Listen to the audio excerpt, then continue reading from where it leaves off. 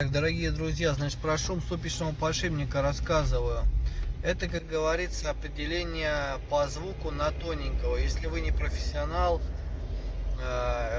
то вы вряд ли определите этот шум.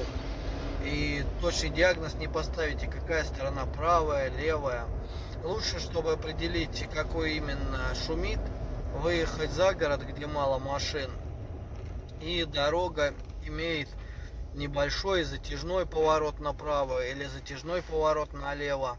И вы сразу услышите, что при повороте руля, небольшом повороте в одну из сторон, например, как в нашем случае в правую сторону, мы поворачиваем руля грамм, начинается расшумовка подшипника, именно такой фу, и чуть-чуть потом выравниваем и добавляем в левую. Сразу вы почувствуете резкий резонанс, вы не будете слышать этого шума, машина утихнет.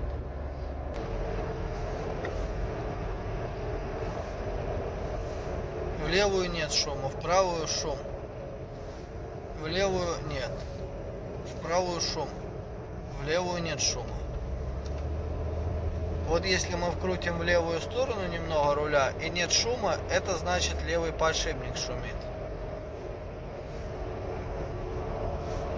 А если добавляем в правую сторону и шум увеличивается, нет, значит это левый подшипник неисправен. Камера, как я понял, звук именно подшипника не передает, там по звуку просто вой. Так что извините.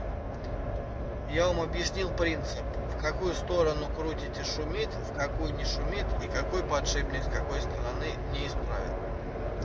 До новых видео, до свидания.